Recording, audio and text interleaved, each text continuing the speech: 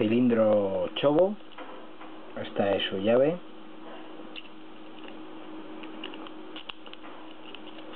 Es del paquetito que compramos Tome y yo.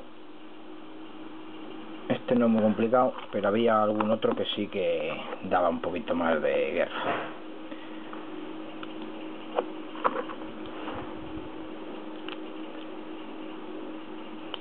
Este transmite bastante bien. Y ahí va a abrir ahora en el último. Ahí está.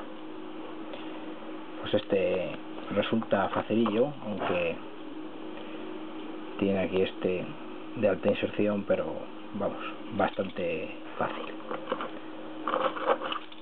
Pues nada, hasta el próximo vídeo.